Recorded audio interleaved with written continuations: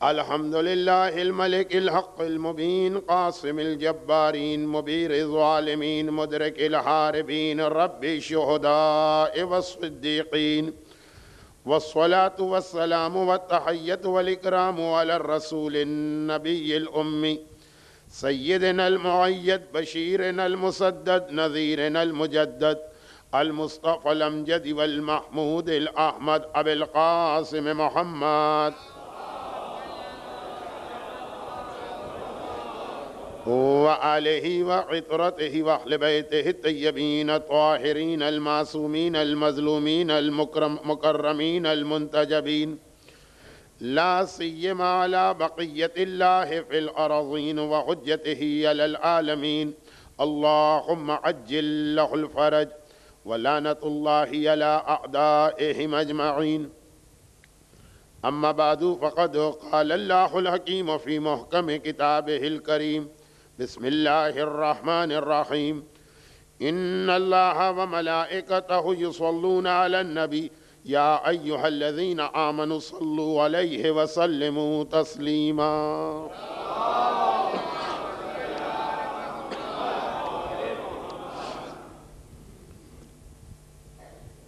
یہ دو گزارشات ہر سال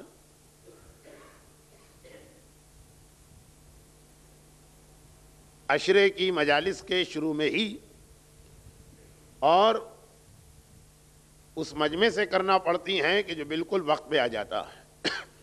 پہلی گزارش یہ کہ جب مجلس شروع ہو جائے چاہے وہ سوز و سلام کی شکل میں ہی کیوں نہ ہو، وہ مجلس ہے۔ اس کے بعد صف اعضاء کا ایک احترام ہے، کم از کم میں اسے پسند نہیں کرتا کہ مجھ جیسے طالب علم کے لیے لوگ اپنی جگہ سے کھڑے ہو کر مجلس کے نظام کو درہم برہم کریں۔ ہر سال یہ گزارشات ہوتی ہیں اور اسی مجمع سے ہوتی ہیں کہ جو شروع میں آ کے بیٹھا۔ اور دوسری بات یہ کہ جب تک کہ اشد ضرورت نہ ہو میں مجمع کو آگے بلانے کا قائل نہیں، جس کی وجہ میں ہر سال بیان کیا کرتا ہوں، اور وہ اس لیے میں دہرا رہا ہوں کہ جملہ خالی ایک تکلف یا مروت کا جملہ نہ سمجھا جائے۔ میں نے عرض کیا تھا کہ میرے کندھوں کے درمیان کچھ ایسی تکلیف ہو جاتی ہے اگر میں بہت زیادہ جھک کے مجمع کو دیکھوں۔ جب بہت زیادہ ضرورت ہوگی، مجمع زیادہ آ جائے گا تو میں خود ہی مجمع کو بلاؤں گا، ورنہ شروع والا مجمع آرام سے ہی تھوڑی سی جگہ چھوڑ کے جیسے آج بیٹھا ہوا ہے اسی طرح سے بیٹھا رہا کرے۔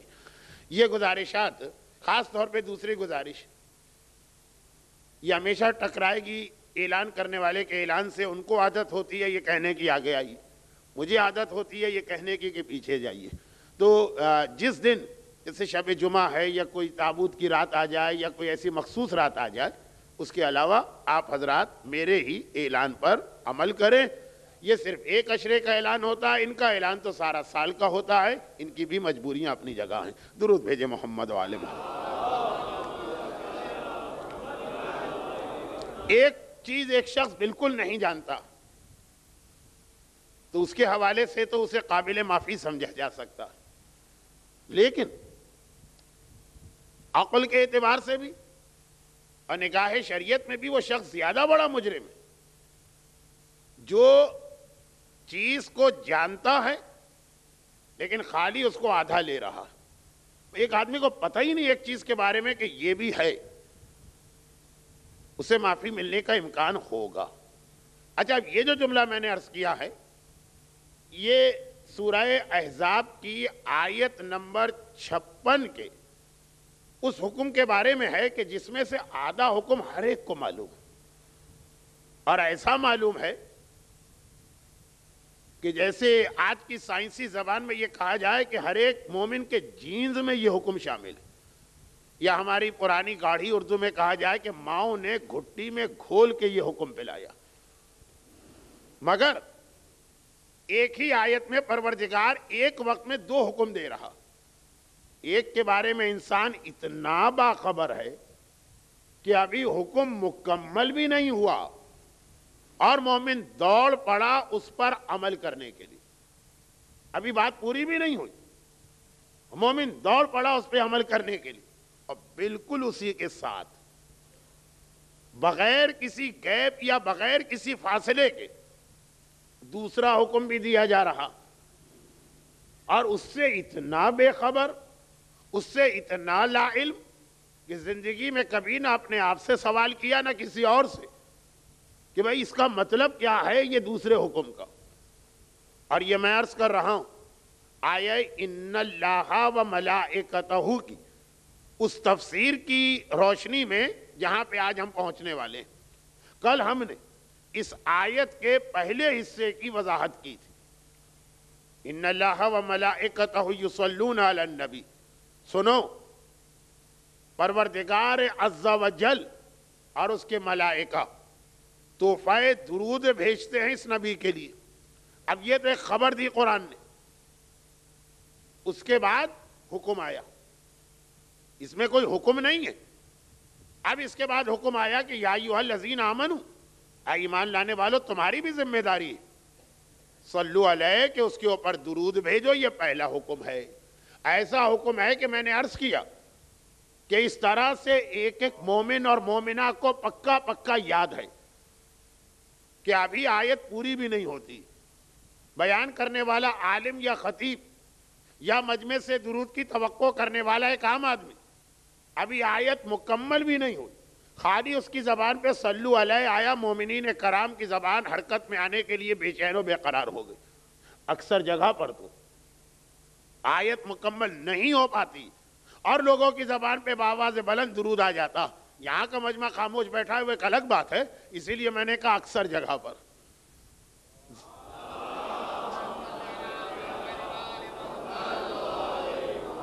لیکن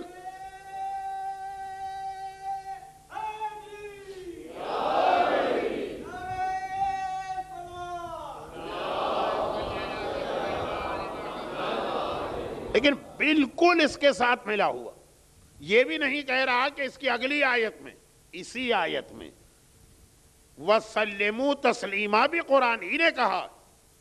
وہی قرآن جو صلو علیہ کہہ رہا ہے وہی سلموا تسلیما کہہ رہا۔ یہ کیا ہے؟ صلو علیہ تو وہ ابھی آپ کے نعرے تھے، وہ آپ کا درود تھا، سلموا تسلیما کہا۔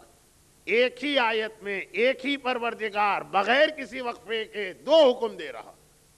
ایک حکم پہ عمل کرنے کی ساری زندگی کی اتنی مشق اور پریکٹس، دوسرے حکم کے بارے میں ذہن میں خیال بھی نہیں آتا کہ قرآن نے کہا کیا۔ عمل کرنا تو بات کی چیز ہے، یہ خیال بھی نہیں آتا ہے کہ یہ سلموا تسلیما ہے کیا چیز۔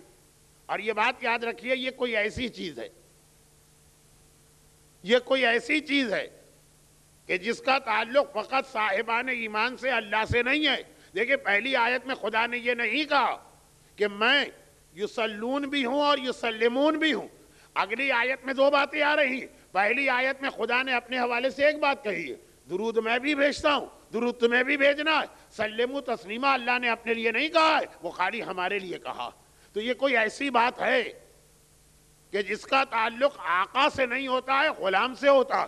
درود ایک ایسا عمل ہے جو آقا بھی کرتا ہے، جو غلام بھی کرتا ہے۔ اور کل جو میں عظمت رسالت کو سمجھا رہا تھا، یہ وہی درود کے حوالے سے تھا کہ اتنا عظیم ہے، اتنا عظیم ہے ذات خدا کی نگاہ میں اس کا یہ بندہ۔ یہ لفظ بندہ میں نے جان بوجھ کے استعمال کیا۔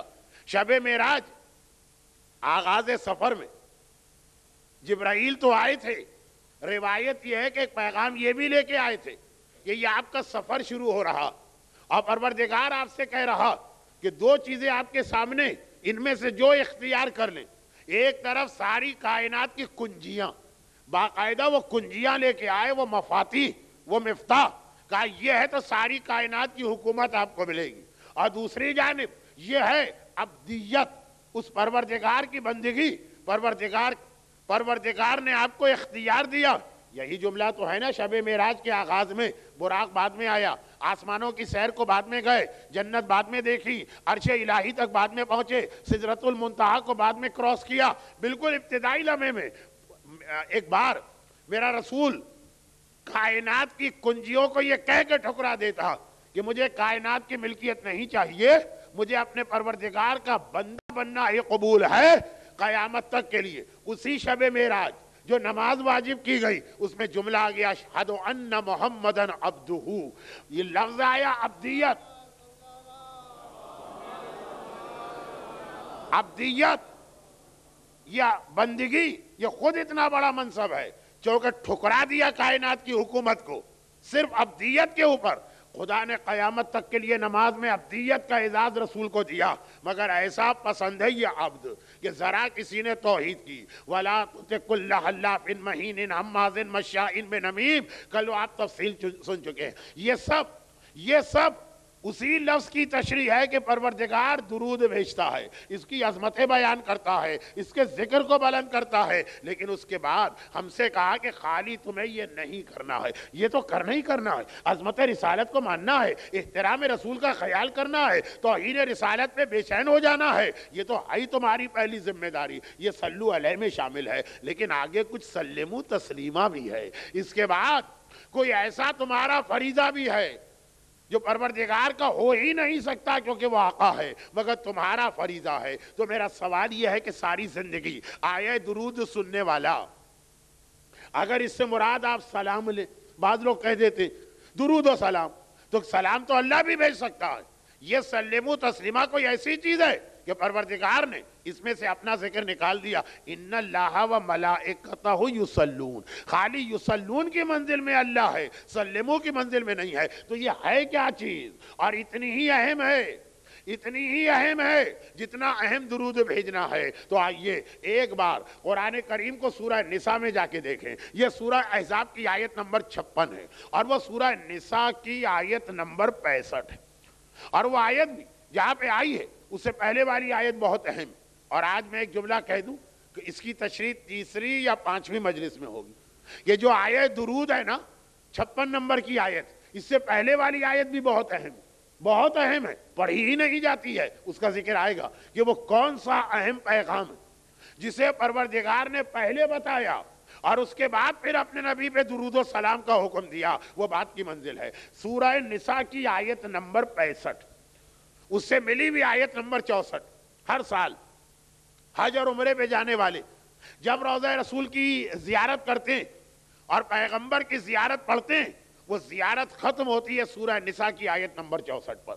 زیارت عموماً ختم ہوتی ہے السلام علیکم ورحمۃ اللہ وبرکاتہ، مگر پیغمبر کی زیارت قرآن کریم کی ایک آیت پہ ختم ہے. اس کے بیان کا فی الحال موقع نہیں ہے. اس کے بعد والی آیت، اور یہ آیت اس لیے بڑی عجیب ہے، میں اکثر پڑھتا رہتا ہوں کیونکہ تمہیدی مجلس ہے، اس لیے تکرار بھی ہے تو کوئی حرج نہیں. یہ آیت اس اعتبار سے بڑی اہم ہے کہ آج کائنات کا پیدا کرنے والا پروردگار کچھ آدمیوں کو بے ایمان کا سرٹیفکیٹ عطا کر رہا. ایک تو ہم اور آپ ہیں، جس سے ذرا سی ناراضگی ہو گئی ہم نے کہا بے ایمان، وہ کافر، ہم تو مانتے ہی نہیں اس کو مسلمان. ہمارا کسی کو کافر بنا دینا وہ کافر نہیں ہوتا، اور ہمارا کسی کو اسلام کا سرٹیفکیٹ دے دینا وہ مسلمان نہیں ہوتا.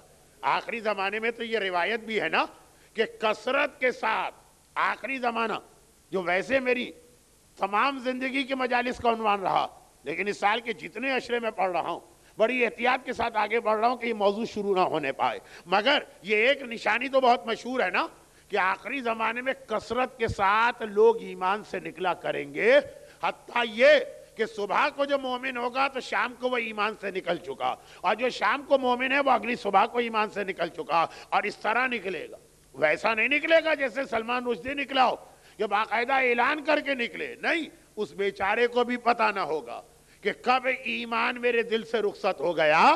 جو مثال اس کی معصوم نے دی ہے کہ رات کو سرما لگا کے سو تو صبح کو اٹھو کہ آنکھ سے سرما اس طرح سے غائب ہو گیا کہ جس کی آنکھ میں سرما ہے اس کو بھی پتہ نہ چلا.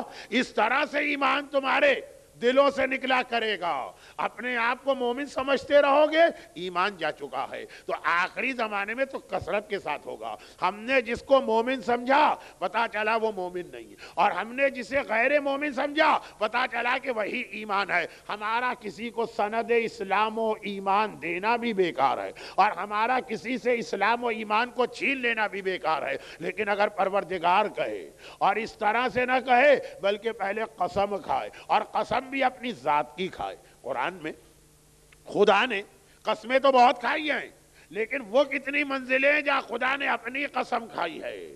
فَلَا وَرَبِّكَ لَا يُؤْمِنُونَ سورہ نساء آیت نمبر 65. جو زیارت میں آیت پڑھی جاتی ہے اس کے فوراً بعد کی آیت. تیرے رب کی قسم یہ سب بے ایمان ہے. لا یؤمنون. عربی اتنی تو آپ جانتے ہیں کہ قرآن نے یہ فیوچر ٹینس استعمال کیا، جس کا ترجمہ یہ ہے کہ یہ مومن ہیں بھی نہیں اور ہو بھی نہیں سکتے ہیں، ہو ہی نہیں سکتے. لا یؤمنون. فلا وربک لا یؤمنون. تیرے رب کی قسم کوئی آدمی مومن نہیں ہو سکتا. اب یہ جو آیت میں پڑھ رہا ہوں بذات خود ایک مکمل پیغام، مگر آیت ان اللہ و ملائکتہ کی تفسیر بھی ہے.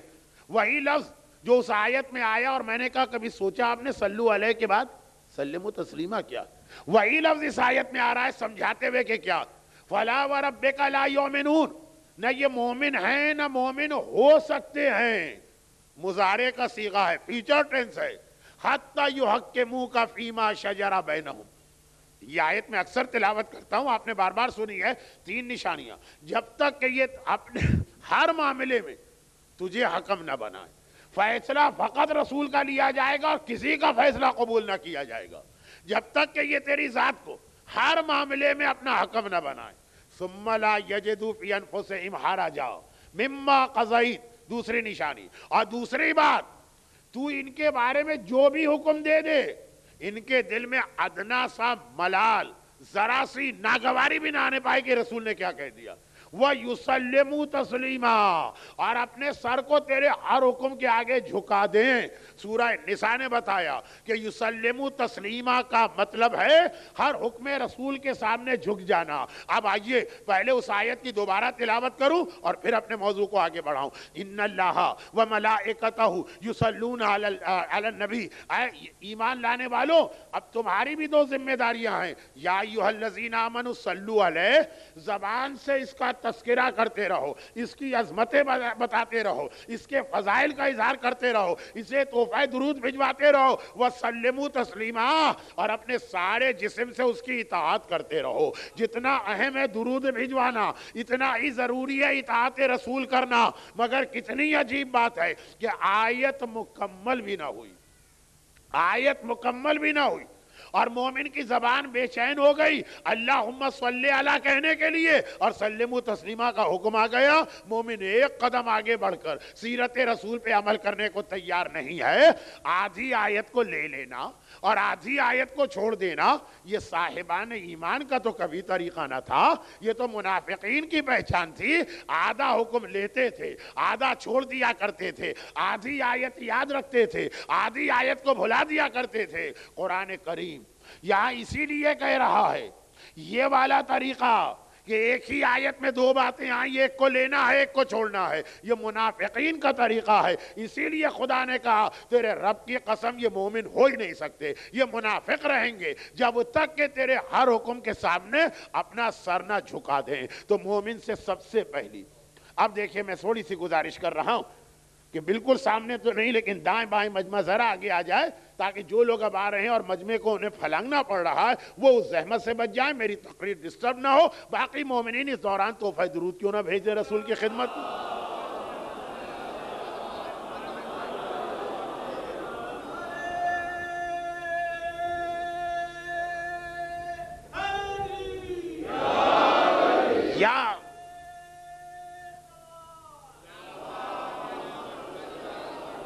یا ایھا الذین آمنوا. اے ایمان لانے والوں، تمہیں ایک نہیں 2 کام ایک وقت میں کرنا. جس طرح سے تمہاری زبان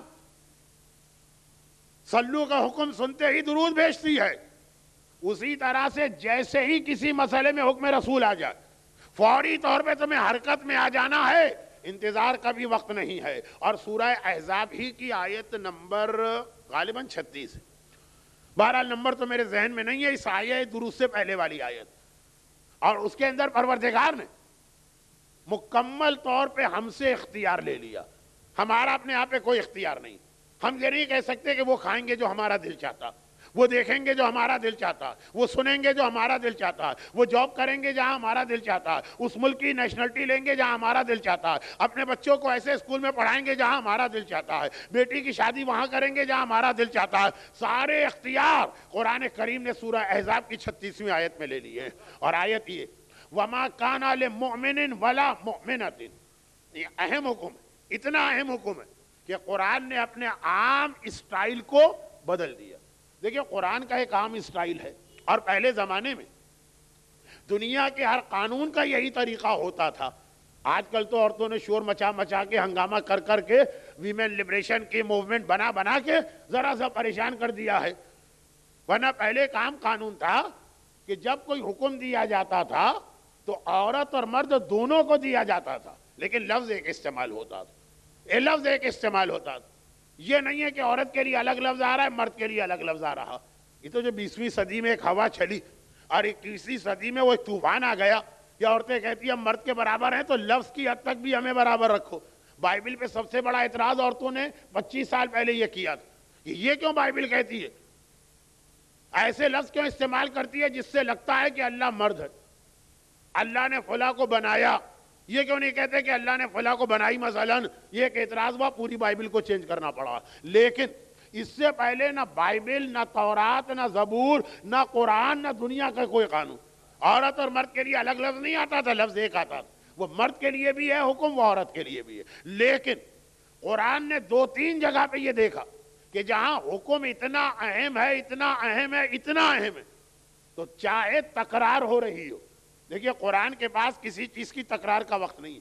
قرآن جامع کلام ہے، مختصر کلام ہے، لیکن صرف 2 یا 3 حکم ایسے ہیں۔ نماز کا حکم آیا، یہ نہیں کہا کہ مومن مرد بھی نماز پڑھے، مومنہ عورتیں بھی، کہا کہ نماز پڑھو، مرد بھی آ گئے عورت بھی آ گئی، روزہ رکھو، مرد بھی آ گئے عورت بھی آ گئی، حج کرو، مرد بھی آ گئے عورت بھی آ گئی۔ سارے احکامات، صرف 2 یا 3 احکام ایسے ہیں جہاں مرد کے لیے الگ کہا، عورت کے لیے الگ کہا۔ اس میں سب سے اہم یہ آیت وَمَا كَانَ لِمُؤْمِنٍ، کیونکہ یہ آیت ویسے تو نازل ہی اس وقت ہوئی تھی جب ایک خاتون نے اپنا حق شرعی استعمال کرنا چاہا تھا، اور قرآن نے ڈانٹ کے کہا وَمَا كَانَ لِمُؤْمِنٍ وَلَا مُؤْمِنَةٍ، خبردار نہ کسی مومن مرد کو یہ اختیار، نہ کسی مومنہ عورت کو یہ اختیار، اِذَا قَضَى اللَّهُ وَرَسُولُهُ أَن أَمْرًا، کہ اللہ اور رسول جب کسی معاملے میں قضا فیصلہ کر دیں، أَن يَكُونَ لَهُمُ الْخِيَرَةُ، تو وہ کہے کہ میرے لیے کوئی اختیار ہونا چاہیے۔ وَمَا كَانَ لِمُؤْمِنَةٍ وَمَا كَانَ لِمُؤْمِنٍ وَلَا مُؤْمِنَةٍ إِذَا قَضَى اللَّهُ وَرَسُولُهُ أَمْرًا أَن يَكُونَ لَهُمُ الْخِيَرَةُ فِي أَمْرِهِمْ، ان کے اپنے معاملے میں بھی ان کو کوئی اختیار نہیں ہے، جو اللہ نے کہہ دیا، جو رسول نے کہہ دیا۔ مثلا میں اکثر اس کی ایک مثال دیتا ہوں، لیکن آج وہ بھی نہیں دے رہا ہوں، غلام کے حوالے۔ مثلا یہ ہمارا مسئلہ ہے نا کہ ہم کیسے کپڑے پہنیں، لیکن اگر اللہ اور رسول نے فیصلہ کر دیا ایسے کپڑے پہننا، ہمارا مسئلہ، یہ ہماری پرسنل لائف ہے۔ آج کل تو مغرب میں بھی یہ جملہ بہت چلتا ہے اور ہمارے ملکوں میں بھی بہت زیادہ چلتا ہے، لیکن قرآن کہتا ہے کوئی پرسنل لائف نہیں، کپڑے کیسے پہننا یہ فیصلہ وہاں سے ہوگا، کیا چیز کھانا یہ فیصلہ وہاں سے ہوگا۔ اصل میں تو آیت اس وقت آئی نا کہ جب ایک خاتون پیغمبر کی فرسٹ کزن اس نکاح پہ راضی نہیں، اور پیغمبر کہہ رہے ہیں یہ شادی تمہیں کرنا ہوگی، اور انہوں نے کہا کہ میں بالغ ہوں، میں عاقل ہوں، میں خود مختار ہوں، مجھے یہ رشتہ پسند نہیں ہے، آیت تو اس وقت نازل ہوئی، اسی لیے مرد اور عورت کو الگ سے خاص طور پہ بتایا۔ لیکن اب یہ ساری زندگی پہ محیط آیت ہے کہ جو فیصلہ اللہ اور اللہ کا رسول کرے گا اسے آپ کو قبول کرنا ہے۔ اگر اس منزل پہ آئے ہیں تو اسلام ہے، ورنہ قرآن نے قسم کھا کے کہا فَلَا وَرَبِّكَ لَا يُؤْمِنُونَ، تم اب تک مسلمان نہیں ہوئے ہو۔ اور یہاں پر کل رات کی مجلس کے آخری جملے سے بات کو آگے بڑھاؤں، یہاں پر کل رات کی مجلس کا آخری جملہ آپ کو یاد ہوگا کیا تھا؟ ذات رسالت پر ایسا یقین ہونا چاہیے کہ اگر ہم نہیں ہیں اور پیغمبر کہے میرے گواہ بنو، ہم بن رہے ہیں گواہ، ہم نہیں تھے وہاں پہ لیکن ہم بنیں گے گواہ، اس لیے کہ اتنی بڑی بڑی باتیں ہم نے رسول پہ بھروسہ کرتے ہوئے مان لی، تو کیا چھوٹی چھوٹی دنیاوی باتوں میں ہم بحث کریں کہ تھے کہ نہیں تھے، سچ کیا ہوتا ہے، جھوٹ کیا ہوتا ہے، تقویٰ کیا ہے اور پرہیزگاری کیا ہے، جو رسول نے کہا وہ مانا، یقین نہ یقین۔ اب آئیے نہج البلاغہ، نہج البلاغہ میں ذات رسالت پہ یقین یہ مومن کی پہلی ذمہ داری۔ اور نہج البلاغہ میں میرے مولا نے بتایا کہ یقین کسے کہتے ہیں. بھئی ہر آدمی کہتا ہے ہمیں رسول پہ مکمل یقین.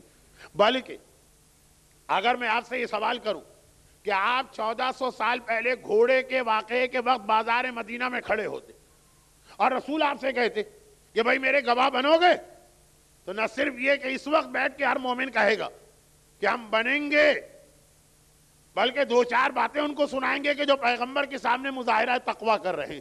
یا رسول اللہ ہم تو تھے ہی نہیں اس وقت، آپ ہوں گے سچے، ہم آپ کا احترام کرتے لیکن گواہی کیسے دے سکتے ہیں؟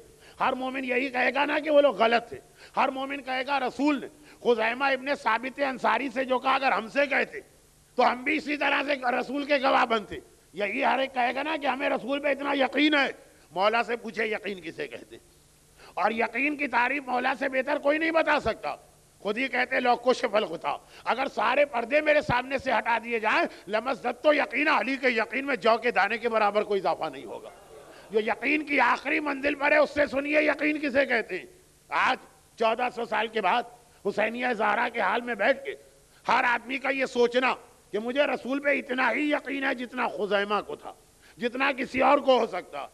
لیکن مولا نہج البلاغہ کے 125 نمبر کے جملے میں بتا رہے ہیں. پورا میں نے حوالہ دے دیا. نہج البلاغہ کے 3 حصے. پہلے حصے میں خطبات ہیں نا، دوسرے حصے میں میرے مولا کے مکتوبات یا خطوط ہیں، تیسرے حصے میں میرے مولا کے مختصر حکمت والے کلام، کلمات القصار. اور اس میں سے 125 حوالہ بھی بہت آسان ہے. کیا فرماتے ہیں مولا؟ الیقین هو الاقرار والاقرار هو العمل. یقین کسے کہتے ہیں؟ یقین اس بات کا ہے کہ پھر اس کا اقرار کرو، اور اقرار کا مقصد یہ کہ اس کی بتائی ہوئی باتوں پہ عمل کرو. یقین اس کا نام نہیں ہے کہ یہاں بیٹھ کر کہیں ہمیں ذات رسالت پہ پورا یقین ہے مگر داڑھی پھر بھی شیو ہو رہی، ذات رسالت پہ پورا یقین ہے مگر عورت بے پردہ پھر بھی نکل رہی، ذات رسالت پہ پورا یقین ہے مگر گھر میں گانے بجانے کی آوازیں پھر بھی آ رہی، ذات رسالت پہ پورا یقین ہے مگر نمازیں پھر بھی قضا ہو رہی، ذات رسالت پہ پورا یقین ہے مگر زبان کے چٹخارے کی خاطر حلال و حرام چھوڑ کے ہر چیز کھائی جا رہی ہے. نہج البلاغہ کلمہ نمبر 125 جا کے دیکھ لیجئے. مولا کہتے ہیں الیقین هو العمل. یقین کا مطلب ہے عمل. جب پورا اس پہ یقین ہے جو وہ کہتے رہے آنکھیں بند کر کے اس کے اوپر عمل کرتے چلے جاؤ. اور یہاں پہ ایک بات میں بتا دوں، وہ یہ کہ عمل نہ کرنے والوں کی 2 قسمیں. یہ واقعہ حال ہی میں نے ایک مجلس میں پڑھا تھا شارجہ میں. کسی نے کہا کہ ہم کو یہ واقعہ سننا ہے، سن لیجیے، لیکن ایسے نہیں بلکہ میرے موضوع کے اندر آ رہا ہے، اس لیے میں اس کو ذرا مختصر کر کے دہرا رہا ہوں. کہ دیکھیے عمل نہ کرنے والوں کی 2 قسمیں. ایک وہ لوگ ہیں جو کسی غلط فہمی کی وجہ سے عمل کو مانتے ہی نہیں، کہتے ہم تو بخشے بخشائے پاک و پاکیزہ کوثر کے پانی سے دھلے ہوئے ہیں، دنیا میں جو بھی کریں سیدھا جنت میں جائیں گے. ان سے میری الگ ٹائپ کی گفتگو ہوتی ہے، ان سے بھی گفتگو ہوتی. اور ایک وہ ہے کہ مانتا ہے ان چیزوں کی اہمیت کو لیکن ہاں کر لیں گے عمل. ابھی جلدی کس بات کی ہے؟ توبہ تو ہر وقت آدمی قبول کر سکتا ہے، مرنے سے پہلے توبہ کریں گے. اچھا مرنے سے پہلے توبہ کریں گے کا جو نظریہ ہمارے یہاں بات ترتیب سے چل رہی، رسول پہ یقین ہے تو ان کی بات پہ عمل کرو، اور عمل کرو تو یہ خیال کہاں سے آگے آج نہیں کریں گے مرنے کے قریب کریں گے. تو عام طور پہ اس کا ایک جواب دیا جاتا. جب یہ جملہ کوئی بھی کہتا تو لوگ خود ہی اس کا ایک جواب دیتے ہیں. وہ بھی اپنی جگہ صحیح ہے لیکن میں وہ جواب نہیں دے رہا، میں اس کے آگے کی بات کر رہا ہوں.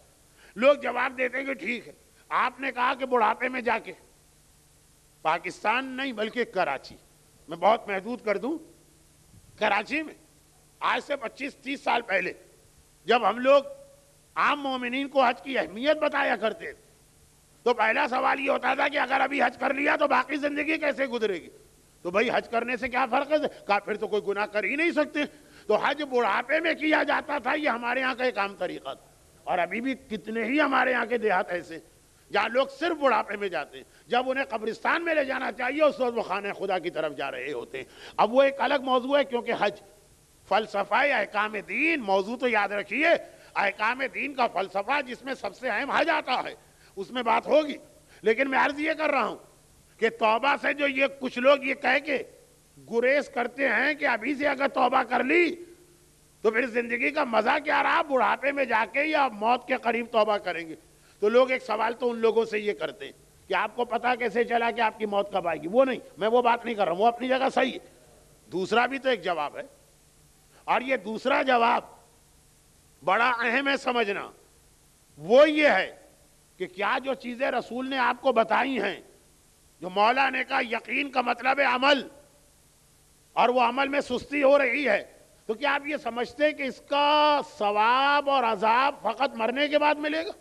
یہ جملہ جو لوگ کہتے ہیں نا کہ جی ہاں بڑھاپے کے قریب توبہ کر لیں گے، اس کا مطلب یہ ہے کہ ذہن میں یہ خیال آیا کہ نماز پڑھیں گے تو اس کا فائدہ قبر میں یا قیامت میں ملے گا، تو جب قبر کے قریب آؤ گے تو توبہ کر لیں گے. یہ جملہ یہ بتا رہا کہ مومنہ عورت یہ سمجھ رہی ہے کہ حجاب کا فائدہ صرف مرنے کے بعد ہوگا، تو ابھی سے کیوں حجاب کریں، جب مرنے کے قریب آئیں گے تب حجاب کر لیں گے. وہ تو اگر نہیں بھی کرو گی تو تمہاری میت کو حجاب کروایا جائے گا، کفن حجاب ہی کا دوسرا نام ہے، تو زبردستی تمہیں حجاب کروایا جائے گا. البتہ فرق یہ ہے کہ ابھی حجاب کرو گی تو فرشتے تمہیں رشک کی نگاہ سے دیکھیں گے، اور اس وقت حجاب کرو گی تو فرشتے تمہاری میت کو دیکھ کے ہنس رہے ہوں گے. یہ حدیث کا جملہ ہے نا جو میں ہر سال پڑھ دیتا ہوں. یا رسول اللہ کیا کبھی فرشتوں کو بھی ہنسی آتی ہے؟ کہا 3 مرتبہ آتی. ان میں سے ایک ساری زندگی بے پردہ گھومنے والی عورت، جب فرشتے اسے قبر کے اندر کفن میں ملبوس دیکھتے تو فرشتوں کی ہنسی نہیں رکتی. واہ، جب چھپانے کا وقت تھا تو اپنے آپ کو سب کے سامنے دکھا رہی، اور جب ابھی تھوڑی دیر میں لاشا گلنے والا، سڑنے والا، کوئی دیکھنے کو تیار نہیں ہوگا، اگر یہ لاشا کسی کے سامنے رکھو تو گھر والے بھی ناک بند کر کے کرائیت کے عالم میں چلے جائیں گے. تو اتنا چھپایا جا رہا، اتنا چھپایا جا رہا، ایک بال بھی نظر نہ آنے پائے. اعلان ہوتا ہے قبرستان میں نامحرم دور دور ہٹ جائے. کون دیکھے گا ابھی سے؟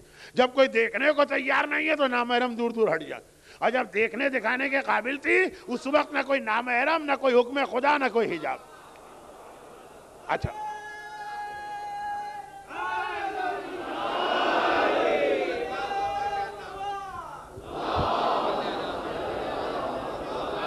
تو لیکن یہ تصور بھی اس لیے آیا کہ احکام اسلامی کے بارے میں خیال یہ ہوا اس کا فائدہ مرنے کے بعد ہے، قبر میں ہے یا قیامت میں. تو کہا کہ جب قبر کے قریب آئیں گے اس وقت مان لیں گے یہ چیز. یہی کتنی بڑی غلط فہمی ہے جو قرآن کریم نے سورہ اعراف کی آیت نمبر 154 میں اللہ کے رسول کا ذکر کیا. وہاں ایک خصوصیت یہ بتائی کہ یہ ایک ایسا دین لے کے آیا جس کی برکتیں آخرت میں بھی ہیں اور دنیا میں بھی ہیں. اور پیغمبر نے بھی جو ابو جہل کے سامنے کوہ ابو قبیس پر، یا بعض علماء کہتے ہیں صفا پہاڑی پہ کھڑے ہو کے اعلان رسالت کیا، تو یہی کہا میں وہ پیغام لایا ہوں جس کا فائدہ اس دنیا میں بھی ہے اور اس دنیا میں بھی ہے. یہ خیر الدنیا والآخرہ ہے. تو اگر آپ نے 20 سال بعد توبہ کی تو یہ جو 20 سال آپ نے گناہوں کے ساتھ گزارے، وہ رحمتیں، وہ برکتیں، وہ نعمتیں جو نیکیوں کے نتیجے میں مل رہی ہیں، یہ تو آپ کو نہ ملی نا، اور آپ پریشان ہو گئے. آپ پریشان ہو گئے. ہر سال میں یا مجھ جیسے طالب علم یا بڑے بڑے علماء جب ایام عزا میں دنیا بھر میں نکلتے ہیں تو ایک سوال لوگ ہر جگہ کرتے ہیں. مجھ سے 2 سوال کیے جاتے ہیں کیونکہ میرا ٹاپک زندگی بھر کا ہے، زمانے کے امام. لوگ کہتے ہیں مولانا کوئی نئی نشانی، کوئی نیا واقعہ. یہ ایک الگ جملہ ہوتا. دوسرا یہ ہر ایک سے پوچھا جاتا ہے جتنے مولانا لوگ ہیں، مولانا کوئی نئی دعا، وہ جو پرانی دعا کا آپ کوئی فائدہ نہیں ہو رہا. ہر سال جو لوگ ہیں بھئی دعائے کمیل پڑھتے ہیں، دعائے ندبہ پڑھتے ہیں، دعائے مشلول پڑھتے ہیں، دعائے جوشن کبیر پڑھتے ہیں، بڑی دعائیں پڑھتے ہیں، چھوٹی دعائیں پڑھتے ہیں، سورہ واقعہ پڑھتے ہیں، سورہ یاسین پڑھتے ہیں، جتنے برکت والے اعمال ہیں سب کرتے ہیں. مولانا پھر بھی گھر میں برکت نہیں آ رہی. اب فراڈیے لوگ اگلا جملہ یہ کہہ دیتے ہیں کہ ایک دشمن ہے جو آپ کے پیچھے لگا، اور فوراً کا ایک 15-20 دشمن ہے. بہو کہتی ہے ساس ہے، ساس کہتی ہے بہو ہے، بھاوج کہتی ہے نند ہے، نند کہتی ہے بھاوج ہے، بھائی کہتا ہے بھائی ہے. فطری بات ہے، فوراً ذہن میں 10-15 دشمن آ جاتے ہیں. لیکن سب سے بڑا دشمن جو ہمارے پیچھے لگا ہے وہ ہم خود ہیں. بھئی کیوں نہیں دعاؤں کا فائدہ ہو رہا؟ روزی کی دعا پڑھتے جا رہے ہیں اور ایسی ایسی دعائیں. مفاتی میں بھی ایک آدھ دعا جس کے ساتھ یہ جملہ ہے کہ اگر یہ دعا قبول نہ ہو تو راوی کہتا ہے مجھ پہ لعنت کرنا، اور معصوم کہتے ہیں فلاں دعا مثلا سورہ واقعہ کوئی روزی کے لیے پڑھے، سوال ہی نہیں پیدا ہوتا ہے کہ اس کو روزی نہ ملے. مولانا تو ہمیں تو نہیں ملتی. ہم تو فلاں بھی عمل کر رہے ہیں، فلاں بھی کر رہے ہیں، فلاں بھی کر رہے ہیں، فلاں بھی کر رہے ہیں. یہ سارے عمل کیسے فائدہ پہنچائیں گے؟ آپ نے اپنے گھر میں جو رحمتیں، برکتیں اور نعمتیں ہیں وہ تو آپ نے ٹال دی ہیں کہ مرنے کے قریب توبہ کریں گے. یہ نماز خالی موت کے بعد فائدہ نہیں پہنچاتی ہے. جس دن یہ نماز گھر میں پڑھی جاتی ہے جا کے دیکھیے گھر کیسا نورانی ہو جاتا، کیسی رحمتیں اس گھر میں آتی ہیں، کیسی برکتیں اس گھر میں آتی ہیں. ہر نیکی اس دنیا میں بھی آپ کے لیے رحمت و برکت لائے گی، اور ہر گناہ اس دنیا میں بھی آپ کے لیے لعنت و نحوست لے کے آئے گا. خالی قبر کی بات نہیں ہے. تو وہ تو ہم اپنا نقصان خود کر رہے ہیں توبہ کو ڈیلے کرتے کرتے، تاخیر کرتے کرتے. چنانچہ اب اگر ایک بات، میرا موضوع وہی ہے، آنکھیں بند کر کے اللہ کے رسول پہ یقین کرو، وہ جو کہیں عمل کرتے جاؤ. فائدے فقط آخرت میں نہیں ملیں گے. جو کوہ ابو قبیس پہ کھڑے ہو کے پیغمبر نے ابو جہل سے کہا تھا کہ اگر میں کہہ دوں اس پہاڑ کے پیچھے لشکر ہے، کہا کہ ہم مان لیں گے کیونکہ ہمیشہ تمہیں صادق پایا ہے. اتنا تو رسول کو صادق مانو کہ جو رسول کہہ دیں یقین ہو کہ غلط بیانی نہیں کر سکتے. اور رسول نے کہا کہ ہر گناہ، یہ حدیث، یہ رسول کی حدیث، کہ جتنے لوگ اپنی موت کی وجہ سے مرتے ہیں، یعنی جو وقت آ گیا موت کا، اس سے زیادہ لوگ اپنے گناہوں کی وجہ سے مرتے ہیں. یعنی ابھی موت کا وقت نہیں آیا تھا، پھر یہ کیسے مر گیا؟ اتنے گناہ کیے کہ جو اس کو 20 سال بعد مرنا تھا پروردگار نے فرشتے سے کہا اس کو آج موت دے دو. اور جتنے لوگ، یہ پیغمبر کی حدیث ہے، جتنے لوگ اپنی عمر کی وجہ سے زندہ رہتے ہیں اس سے زیادہ لوگ اپنی نیکیوں کی وجہ سے زندہ رہا کرتے ہیں. نیکیوں میں اتنی طاقت ہے کہ انسان کی عمر میں برکت دے سکتی ہے، جس کے بارے میں جملہ ہے کہ جب موت آتی ہے تو کوئی نہیں ٹال سکتا، لیکن اگر نیکی ہو تو نیکی موت کو ٹال سکتی ہے. اور گناہ، چنانچہ ہمارے بعض علماء پورے اشرے ان کے، گناہ خودکشی، خالی زہر کھانا خودکشی نہیں ہے، خالی ہیروئن کا استعمال خودکشی نہیں ہے، خالی سگریٹ نوشی ہی خودکشی نہیں ہے، یہ گناہ بھی خودکشی ہے. ہمیں پتہ ہی نہیں ہے کہ اس کے ذریعے ہم کتنے جلدی اپنی موت کو بلا رہے ہیں. اور موت تو میں نے اس لیے کہا کہ اس کائنات کی سب سے بڑی حقیقت موت ہے. موت کا نظام درہم برہم ہو سکتا ہے نیکی اور گناہ سے، تو رحمتیں، برکتیں جو ہر ایک کو چاہیے. لیکن کس طرح سے لوگ، ہم سے کیسے لوگ مطالبہ کرتے ہیں؟ مولانا کوئی ایسی دعا بتائیے. میں سب سے بڑی دعا یہ ہے کہ آپ داڑھی رکھ کے دیکھیے، سب سے بڑی دعا یہ ہے کہ آپ اپنی عورت کو حجاب کر کے دیکھیے، سب سے بڑی دعا یہ لگائیے بے شک ڈش اینٹینا اور کیبل، لیکن اس میں کوئی بےہودہ یا خلاف اسلام چینل نہ دیکھنے پائیے. سب سے بڑی تو دعا یہی ہے. یہ تو آپ کر ہی نہیں رہے ہیں. مولانا کوئی فائدہ نہیں ہو رہا ہے، رحمت نہیں ہے، برکت نہیں ہے. سنیے، مدینے میں فلا وربک لا یؤمنون، اس کے حوالے سے بات ہو رہی. مدینے میں ایک ایسا شخص رہتا کہ ظاہری اعتبار سے بالکل ٹھیک ٹھاک ہے، یہ سیرت رسول کا واقعہ، پیغمبر کی زندگی کا واقعہ. مدینے میں ایک، اچھا رسول کے زمانے میں تو اذان ہوتے ہی ہر ایک کو مسجد میں آنا، رسول کے زمانے میں مجال ہی نہیں ہے کہ کوئی عورت بے پردہ گھومے. رسول کے زمانے میں مدینے میں گانا بجانا ممکن ہی نہیں ہے. خالی اس نے اتنا کہہ دیا تھا کہ یا رسول اللہ، وہ پیغمبر ہی کا تو واقعہ ہے نا، کہ میں صبح کو جب حمام جاتا ہوں یا ٹوائلٹ، پڑوس میں ایک یہودی رہتا ہے، اس کی کنیز گانے کی پریکٹس کرتی، تو بجائے 5 منٹ کے 7 منٹ بیٹھا رہتا ہوں. پیغمبر نے کہا اگر میں نے پہلے سے تجھے گانے کے بارے میں الگ سے نہ بتایا ہوتا تو سب کے سامنے اس وقت تجھے کوڑے برساتا. خالی بیت الخلاء میں 2 منٹ بیٹھ گئے. بیت الخلاء کو کچھ لوگ بیت الشیطان بھی کہتے ہیں. اچھا خلاصہ یہ ہے کہ مدینے کا پاک و پاکیزہ ماحول، برے لوگوں کو بھی ظاہری اعتبار سے اچھا بننا پڑتا. تو یہ شخص ہے ظاہری اعتبار سے، بہرحال کوئی اس میں خرابی نہیں ہے، مسجد میں بھی آتا ہے، نماز میں بھی شریک ہوتا ہے، مگر اصل میں چور. جہاں اسے موقع ملتا لوگوں کے گھروں میں پھانتا ہے، آدھی رات کو مال چوری کر کے چلا جاتا. ایک دن نیکیاں فائدہ دیتی، گناہ نقصان پہنچاتے. اور اگر صرف اور صرف خوف خدا سے کسی گناہ کو چھوڑ دیا تو تمہارے ہاتھ سے کچھ نکلا نہیں ہے. ایسا ہے نا کہ آدمی نے کہا جی مولانا یہ بینک کی نوکری حرام ہے. ہم نے کہا اگر اس میں سود کا لینا دینا ہے تو حرام. اب اگر اس نے یہ جاب چھوڑ دیا تو کتنا لوگ اسے بے وقوف بنائیں گے.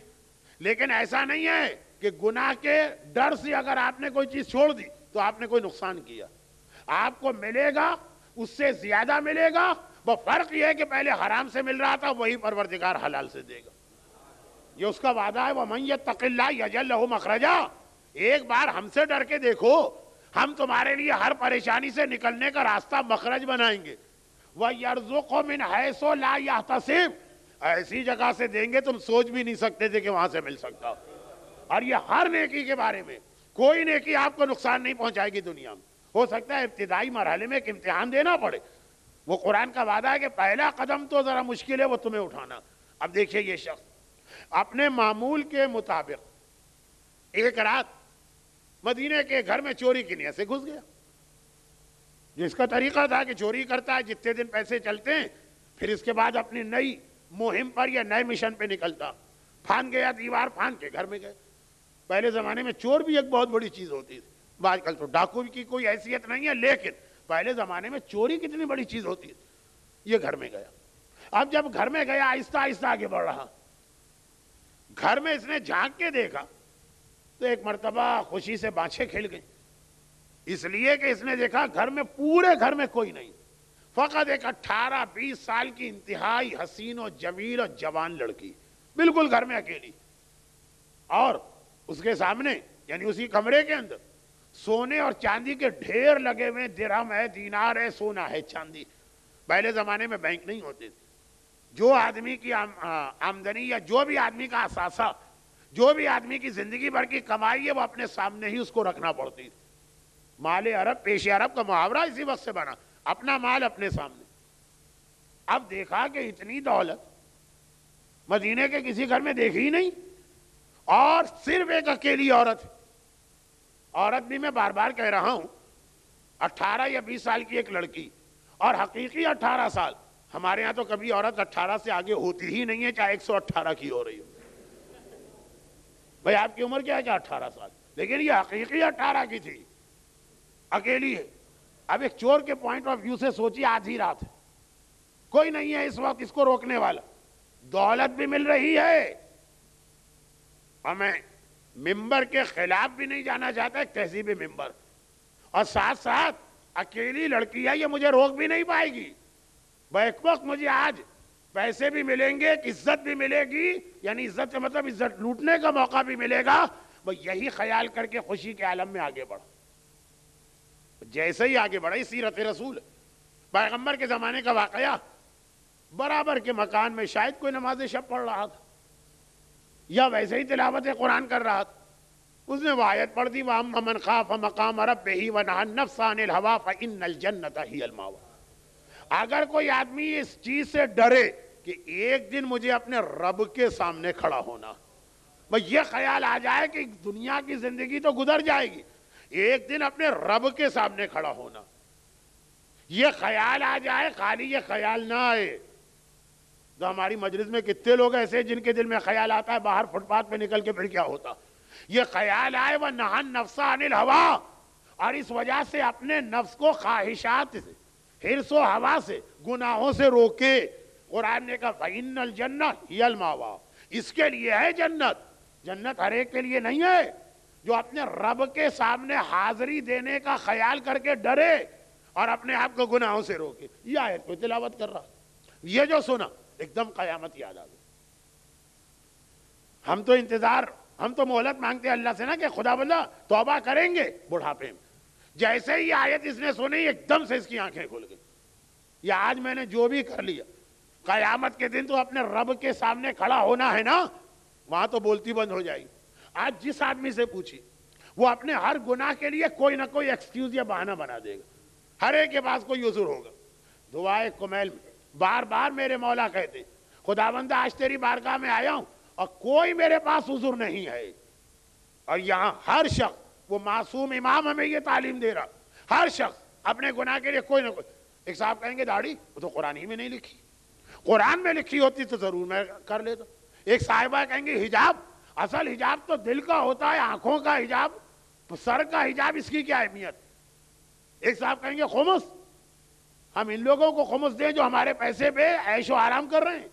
دیکھیے ہر گناہ کی کوئی نہ کوئی ہر آدمی کے پاس تعویل ہوتی، لیکن کب تک؟ جب تک یہ زبان بول رہی نا۔ قرآن کیا کہتا ہے؟ سورہ یاسین میں یہی تو قرآن کہہ رہا ہے الیوم نختم علی افواہہم، قیامت کے دن زبان ہی پہ لگام ہوگی، وتکلمنا ایدیہم، ہاتھ اور پاؤں اس دن بول رہے ہوں گے۔ آج دنیا میں ہماری حالت یہ کہ ہاتھ پاؤں سے کچھ نہیں کرتے ہیں، سب زبان، اور قیامت کے دن ہماری زبان ویسی ہوگی جیسے وہ مرزا صاحب کی موٹر تھی جس کے بارے میں کہا جاتا ہے اس کی ہر چیز بولتی تھی سوائے ہارن کے۔ تو یہ ہماری کیفیت ہوگی، سارا جسم ہمارا بولے گا، ہم مرزا صاحب کی موٹر بنیں گے، صرف زبان ہی نہیں بولے گی۔ لیکن یہ ہماری حالت ہے۔ اس چور نے جو آیت سنی، ابھی اسے اسی لمحے قیامت یاد آئی، الٹے پاؤں گھر سے باہر نکلا، گناہ چھوڑ دیا، خیر چھوڑ دیا گناہ، نقصان ہوا نا، ڈبل نقصان ہوا نقصان نہیں، یہ نقصان نہیں ہوا۔ بظاہر اگر کوئی اپنے ہی جیسے چور کے پاس بیٹھتا کہتا ہے احمق و بے وقوف، کوئی روکنے والا نہیں، پکڑنے والا نہیں، گھر میں اکیلی لڑکی جو چاہے کرتے، صبح کا دن نماز اذان صبح ہوئی، لوگ مسجد میں پہنچے، یہ بھی پہنچا، جیسے ہی نماز ختم ہو گئی اب پیغمبر اصحاب کو لے کے بیٹھ جاتے ہیں، کچھ دیر ڈسکشنز ہوتے ہیں اور مسئلے مسائل چلتے ہیں، اتنے میں چور کی نگاہ پڑی مسجد کے دروازے پر، جان نکل گئی، دیکھا وہی لڑکی آ رہی ہے جسے رات کو اس نے گھر میں اکیلا دیکھا تھا۔ اتنی صبح مسجد میں خواتین نہیں آتی ہیں، یہ کیوں آ رہی؟ فوراً دل میں خیال آیا کہ شاید اس نے رات کو مجھے دیکھ کے پہچان لیا اور اب پیغمبر کے بعد میری شکایتیں لے کے آ رہی، جان نکل گئی اس کی۔ آج کتنی ذلت و رسوائی ان لوگوں کے سامنے ہونے والی۔ اور وہ لڑکی جب مسجد میں داخل ہوئی تو خالی چور ہی نہیں، ساری مسجد حیران ہے۔ اتنی صبح کو عموماً عورتیں پیغمبر کے بعد مسئلے پوچھنے نہیں آتی، تو لوگوں نے اسے راستہ دے دیا اور سیدھی رسول کے پاس گئے۔ اب پہلا جملہ جو اس نے کہا تو چور کو اور زیادہ یقین ہو گیا کہ آج تو میں مارا گیا۔ اس نے کہا یا رسول اللہ، کل آدھی رات کو بڑا عجیب واقعہ پیش آیا، میں مدینے میں بالکل اکیلی ہوں، اور مدینے میں ایسے کتنے کیس تھے جو لوگ اپنے اپنے قبیلوں میں اسلام قبول کرتے تھے، اگر ان کے باقی قبیلے نے اسلام قبول نہیں کیا تو انہیں نکال دیا جاتا تھا، وہ سب مدینے آتے تھے پناہ کی تلاش میں۔ جب تک اسلام مکے میں تھا تو ایسے جو لوگ تھے وہ اپنے قبیلے ہی میں رہتے تھے، کوڑے کھاتے تھے، ظلم ہوتا تھا، ٹارچر کیا جاتا تھا مجبور سے۔ مدینے میں جب مسلمانوں کی حکومت ہو گئی ایسے لوگ آ جاتے ہیں، چنانچہ یہ کوئی نیا کیس نہیں ہے مدینے میں، تو ایسا لگ رہا ہے کہ یہ عورت اپنے قبیلے کی واحد مسلمان، قبیلے نے نکال دیا، ساری دولت لے کے آ گئی۔ آگے کہتی ہے یا رسول اللہ، میں مدینے میں بالکل اکیلی، رشتہ داری تو چھوڑیے، کسی سے ابھی دعا سلام بھی نہیں ہوئی ہے، اور اتنی میرے پاس دولت۔ کل رات کو میرے گھر میں کھڑپڑ کی آواز آئی تھی اور مجھے ایسا لگا کہ کوئی چور میرے گھر میں داخل ہوا تھا۔ یا رسول اللہ، میں اکیلی عورت میں ڈر گئی، میں گھبرا گئی، میں نے خدا ہی سے دعا کی کہ خدا بندہ میری عزت کو بچا لے، میری دولت کو بچا لے، میں کیا کر سکتی تھی؟ پھر پتہ نہیں کیا ہوا، وہ آتے آتے وہ چور واپس چلا گیا، لیکن میرے دل میں ڈر بیٹھ گیا، اس طرح تو میں نہیں رہ سکتی مدینے میں۔ آپ ایسا کریں کہ میری شادی کروا دے تاکہ مجھے ایک شوہر کا، ایک مرد کا سہارا مل جائے۔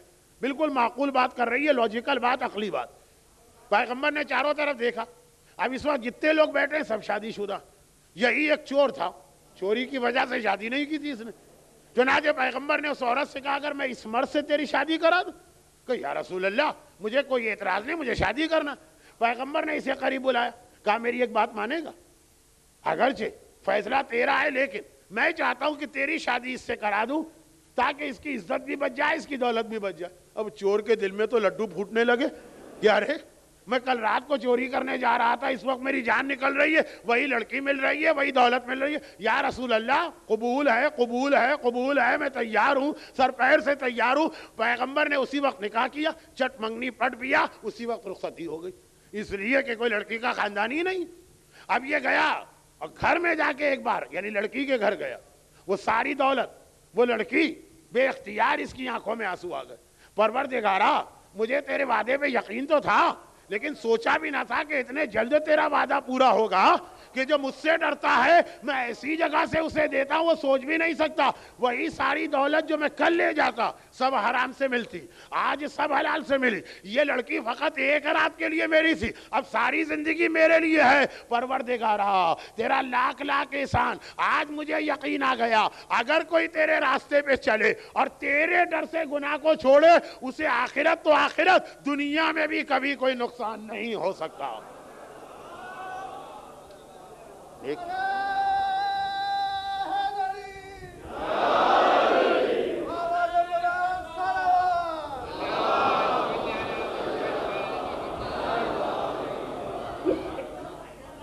لیکن ایسا نہیں ہے کہ اب آدمی کہے کہ یہ چیزیں لینا تو پہلے کسی کے گھر چوری کرو, یہ نہیں ہے ہر گناہ.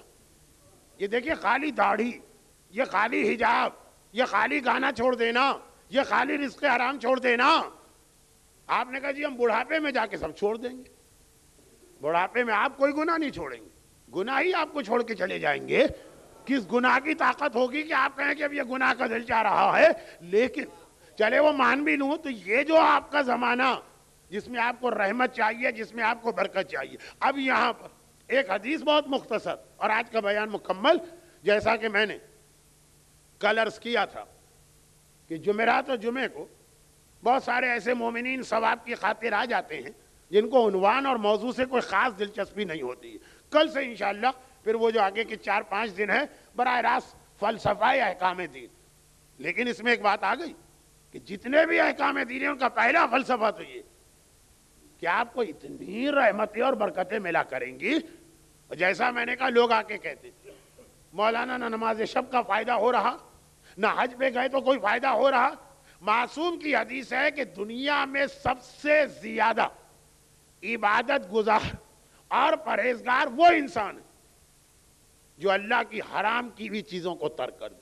ساری رات آپ نماز شب پڑھیں اور صبح سویرے داڑھی مونڈ لی گئی, اس سے بہتر ہے ساری رات پڑھے سوتے رہیے. صرف فجر کی واجب نماز پڑھیے اور اس حرام سے اپنے آپ کو بچا لیجیے. جو ہمارے یہاں ایک تصور آ گیا ہے کہ پرہیزگاری کا مطلب یہ ہے لمبی لمبی دعائیں, زیادہ سے زیادہ ذکر خدا, وہ ہے, لیکن اس سے پہلے یہ ضروری کہ آدمی اپنے آپ کو آرام سے بچائے. تو ہمارا دشمن نہ کوئی ساس ہے, نہ کوئی بہو ہے, نہ کوئی پارٹنر ہے, نہ کوئی اور ہے. ہمارا دشمن ہم خود ہیں جو اپنے گھروں سے رحمت کو مار مار کے نکالتے ہیں اور لعنت اور نحوست کو کھینچ کھینچ کے لے کے آتے ہیں. وہ آنے کو بھی تیار نہیں, ہم کھینچ کے لاتے ہیں, ہمارے گھر میں آنا پڑے گا. اور پھر کہتے ہیں کہ آخر مسئلہ حل کیوں نہیں ہو رہا. یقین مولا نہج البلاغہ میں کہتے ہیں کہ اگر کسی پہ یقین ہے تو اس کی بات پہ عمل کرنا. اگر رسول پہ وہ یقین ہے جو آپ میں سے ہر ایک نے کل سوچا ہوگا کہ اگر ہم ہوتے گھوڑے کے مسئلے پہ تو ہم بھی وہی کہتے, تو کل آپ گھوڑے کے مسئلے پہ نہیں تھے نا, تو آج داڑھی کے مسئلے پہ تو ہے نا, تو آج حجاب کے مسئلے پر تو ہے نا, تو آج گانے بجانے کے مسئلے پر تو ہے نا, تو آج والدین کی خدمت کے مسئلے میں تو ہے نا, تو آج رشتہ داروں کے حقوق کی ادائیگی کے مسئلے میں تو ہے نا. خالی اسی کے اندر گواہی کیوں دینا ہے رسول کی, اس میں کیوں گواہی نہیں دیتے کہ یا رسول اللہ جو آپ نے بتایا آپ پہ یقین ہے اس لیے اس پہ عمل کریں گے. جیسے کربلا کے شہید تھے, جیسے کربلا کے اسیر تھے, جیسے کربلا کے چھوٹے چھوٹے بچے تھے. دیکھیں یقین اسے کہتے ہیں. یہ ضرور کہا کہ پیاس لگی, یہ کسی نے نہیں کہا کہ چچا یا ماموں یا بابا آپ اس کے بعد کیوں نہیں مان لیتے. اور دیکھیے وہاں پہ خالی یہ ظلم نہیں تھا کہ ظلم ہو رہا ہے, پانی بار بار دکھا کر ان بچوں کی پیاس بڑھائی بھی جا رہی تھی. عمر سعد کے لشکر سے ہر سپاہی کو یہ آفر تھی حسین کے سپاہیوں کو, تم آ جاؤ, یہ ساری چیزیں تمہارے لیے. حتیٰ عباس علمدار تک کو بلایا گیا. دیکھیں لیکن بچوں کا اپنے چچا پر یا ماموں پر کتنا یقین. البتہ میں ایک جملہ آج ہی کہہ دوں تاکہ آئندہ کے مصائب سمجھنے میں آسانی رہے. پہلا عشرہ کربلا کے شہیدوں کا ذکر ہوتا, چیلم کا عشرہ عشرہ زینبیہ کہلاتا ہے, ثانی زہرا کے مصائب بیان ہوتے. اور اس والے عشرے میں عموماً جتنی مجلسیں ہوتی ہے تقریباً ہر ایک میں حسین کی اس چھوٹی سی یتیم بچی کے مصائب پڑھتا ہوں. کہ دنیا میں کہیں 10 سفر کہیں 13 سفر، یہ عشرہ اختتام پہ پہنچتا ہے اس بچی کی شہادت۔ بس اسی حوالے سے اب روزانہ مصائب ہوں گے ایک آدھ دن کو چھوڑ کر، لیکن ہر ایک کو جتنا بھی یقین ہے آقا حسین پر وہ اپنی جگہ، اس بچی کا یقین دیکھیے کہ اسے کتنا یقین ہے اپنے چچا عباس پر۔ جب پانی کے لیے گئے تب بھی پورے یقین کے ساتھ اس نے کہا بچوں کوزے لے کے آ جاؤ، آج تک ایسا نہیں ہوا کہ میرے چچا نے کوئی وعدہ کیا اور اسے پورا نہ کیا۔ اور جب شام غریبہ بھی پانی آیا تو اس بچی کا یقین اس کے جملے سے جھلک رہا۔ میرے ایک محترم بزرگ استاد ایک جملہ پڑھا کرتے تھے اس کے اندر۔ پہلے تو میں ایک عام سی بات کر دوں، دیکھیے کربلا کے پورے واقعے میں سیدانیوں کے لیے ایک مشکل ترین منزل وہ آئی ہوگی جب شام غریبہ کا پانی آ گئے۔ اگر آپ کو کسی سے محبت ہے تو آپ میرا جملہ سمجھ پائیں گے، ورنہ نہیں۔ جس سے آدمی کو محبت ہے، اس نے اگر آپ سے کبھی کوئی چیز مانگی اور آپ کو ہے اس سے محبت، اس وقت آپ اس قابل نہ تھے کہ یہ چیز اس کو دے سکتے، وہ دنیا سے چلا گیا۔ جب کبھی وہ چیز نظر آئے گی آپ کو وہ مرنے والا ضرور یاد آئے گا۔ بس جب پانی نظر آیا کربلا کے میدان میں پہلی مرتبہ سیدانیاں اس عالم بے چینی اور بے قراری میں آئیں، پانی پہ نگاہ پڑی، اب فروا کو اپنا قاسم یاد آ گیا۔ قاسم بیٹا کتنا پیاسا تھا، لیلا کو وہ اکبر یاد آ گیا جو جہاد کے درمیان آ کے کہہ رہا تھا بابا اگر کہیں سے پانی مل سکتا ہو تو پانی پلا دے۔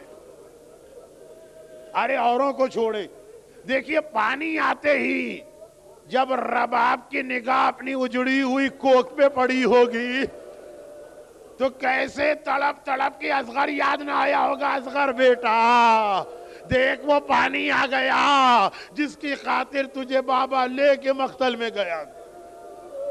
زینب کی نگاہ پانی پہ پڑی۔ ایک بار علی کی بیٹی کو جلال آ گیا، یہ پانی لے کے سجاد آئے تھے، جس نے جو بھی پانی لایا تھا اس نے آقا سجاد کو دیا، سجاد لے کے آئے تھے۔ زینب کی نگاہ پانی پہ پڑی، جلال آ گیا، کہا سجاد بیٹا میں یہ پانی نہیں پیوں گی، لے جاؤ یہ پانی۔ میرے مولا سجاد نے کہا پھوپھی اماں یہ پانی پی لیجیے۔ زینب نے کہا میں یہ پانی کیسے پیوں، میرا اکبر پیاسا دنیا سے چلا گیا، مجھے نہیں چاہیے پانی۔ سجاد نے دوسری مرتبہ کہا پھوپھی اماں پانی پی لیجیے۔ زینب جلال کی عالم میں ہے، بیٹا بتا جس کا سارا گھرانہ پیاسا مارا گیا ہو۔ سجاد نے تیسری مرتبہ کہا پھوپھی اماں پانی پی لیجیے۔ اب زینب گھبرائیں، سجاد آج تک تو نے کبھی کوئی بات اس طرح نہ کہی، یہ بار بار اصرار کیوں کر رہا؟ کہا پھوپھی اماں اس لیے کہ ذرا یہ دیکھ لیجیے، اور یہ کہے کہ ایک بار آقا سجاد نے آسمان کی جانب اشارہ کیا۔ فضائل کی منزل میں پہلے علی کی بات آئی تھی کہ سارے پردے ہٹ جائیں، مصائب کی منزل میں اسی کے پوتے علی ابن الحسین کی بات ہے، ایک بار آسمان کے سارے پردے ہٹا دیے۔ زینب کی نگاہ پڑی، کیا دیکھا؟ جنت میں کوثر کا کنارہ نظر آ رہا، نانا رسول خدا بھی بیٹھا، بابا حیدر کرار کوثر کا جام ہاتھ میں لے کے کھڑا ہے، نانا کے برابر میں اماں بیٹھی ہیں، سامنے بھیا حسن مجتبیٰ ہے، اور زینب نے دیکھا میرا ماجایا حسین پنجتن کی محفل میں ہے، میرا بابا ساقی کوثر حیدر کرار آگے بڑھا اور کہا حسین بیٹا لے یہ تجھے پانی تیرا باپ پلا رہا، پانی پی لے۔ حسین نے پانی کو دیکھا، کہا بابا میں پانی نہیں پیوں گا۔ حسن آگے بڑھے، بھائی نے بھائی کے کندھے پہ ہاتھ رکھا، بھیا پانی پی لو۔ حسین نے کہا بھائی حسن میں پانی نہیں پی سکتا۔ ایک بار نانا رسول خدا نے علی سے جام کوثر لیا، حسین بیٹا یہ پانی تیرے لیے ہے، پانی پی لے۔ حسین سر جھکا کے کہتے نانا میں پانی نہیں پی سکتا۔ بھئی یہ منظر دیکھ کر آخر میں دکھیاری ماں فاطمہ کھڑی ہوئی، اب یہ پانی لے کے زہرا خود حسین کے پاس آ رہی، میرے لال اب تو اللہ نے امتحان پورا کر دیا، اب آگے کوئی منزل امتحان نہیں، اب تو پانی پی لے۔ حسین نے وہی جواب دیا، اماں میں پانی نہیں پی سکتا۔ زہرا گھبرا کے کہتی ہے، میرے لال جب خدا کی طرف سے پابندی نہیں ہے تو پانی کیوں نہیں پی رہا؟ کہا اماں میں پانی کیسے پیوں، میری زینب پیاسی ہے، میری سکینہ پیاسی ہے۔ اماں جب تک کہ میری زینب پانی نہ پیے گی۔ سجاد نے کہا پھوپھی اماں آپ نے دیکھا نا، اگر آپ نے پانی نہ پیا تو میرا بابا کوثر کے کنارے بھی پیاسا رہے گا۔ بس اب زینب کوئی اعتراض نہیں، پانی لیا، چاروں طرف دیکھا، ایک کونے میں سکینہ سوتی نظر آئی، سکینہ کے قریب گئی، شانہ جھنجھوڑا، سکینہ بیٹی اٹھ جا، پانی آ گیا ہے، پانی پی لے۔ دیکھیے بچے کچی نیند سے اٹھتے ہیں نا تو کچھ ہوش میں ہوتے ہیں، کچھ نیند میں ہوتے ہیں، لیکن اللہ رے سکینہ کا یقین، جملہ سنا پانی آ گیا، گھبرا کے کہا پھوپھی اماں تو پھر میرا چچا عباس بھی آ گیا ہوگا، پانی تو فقط عباس ہی لا سکتا ہے۔ زینب نے کہا سکینہ عباس نہیں آئے، پانی آ گیا۔ اب ذرا سکینہ پوری نیند سے بیدار ہو گئی، ہوش کے عالم میں آئی، کہا پھوپھی اماں میں تو سو رہی تھی، یہ پانی آپ نے کیوں نہ پیا، آپ تو بڑی پیاسی ہیں۔ کہا سکینہ پانی تجھے پینا، ارے میری اماں رباب کو دے دیں، اصغر رباب کی وجہ سے مقتل میں گیا، کہا نہیں بیٹا تجھے پینا، ارے میرا بھیا سجاد تو بیمار بھی ہے، بیماروں کو پانی دیا جاتا، نہیں بیٹا تجھے پینا، ارے پھوپھی اماں جب سب پیاسے ہیں تو سب کو چھوڑ کے مجھے کیوں پانی دیا؟ کہا اس لیے کہ تو سب سے چھوٹی ہے۔ سکینہ نے کہا اچھا پھوپھی اماں یہ بات ہے، لائیے پانی دیجئے۔ اب سکینہ نے اعتراض تو نہ کیا لیکن عزاداروں پانی پھر بھی نہ پیا، کوزہ لے کے مقتل کی جانب چلی۔ زینب نے پوچھا سکینہ کہاں جا رہی ہے؟ آپ ہی نے تو کہا تھا پہلے چھوٹے کو پانی دیتے، ہائے میرا ننھا بھیا علی اصغر، ہائے میرا ششماہا، پہلے اصغر کو پانی پلا دو پھر پانی پیوں گی۔